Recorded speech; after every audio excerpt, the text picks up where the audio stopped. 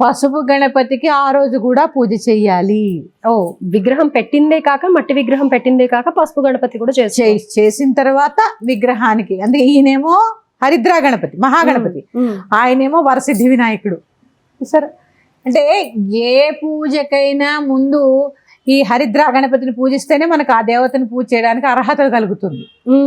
అందుకని అర్హత సంపాదించుకోవాలంటే ముందు హరిద్ర గణపతి పూజ చేసుకోవాలి.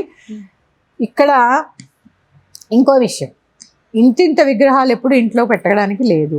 పెట్టద్దమ్మా అంటే ఒక రోజు 2 రోజుల్లోనే కదా పెట్టేది, 3 రోజులు. ఒక 1 feet లేదా 1.5 అంతే. 1 feet అంటే ఇంత ఉంటుంది, 1.5 అంటే ఇంత ఉండొచ్చు. ఇంతకు మించి అవసరం లేదు గృహస్థితి, చాలు. ఇలాగా మండపాల్లో చాలా పెద్ద పెద్ద వినాయకుల్ని పెడుతూనే ఉంటారు కదమ్మా.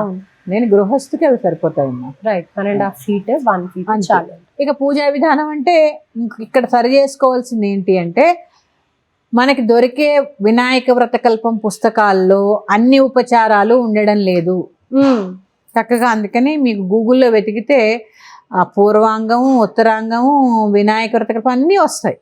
చక్కగా చేసుకోండి, చక్కగా చేసుకోండి. పుస్తకాల్లో కొన్ని లిమిటెడ్గానే ఇస్తున్నారు. అలాగే కథ చదువుకొని అక్షతలు వేసుకున్నాక సాయంత్రం కూడా మళ్ళీ ఒకసారి ఆ కథ చదువుకొని అక్షతలు వేసుకోండి. చంద్రోదయం సమయానికి ముందే వేసుకోవాలి సాయంత్రం కూడా.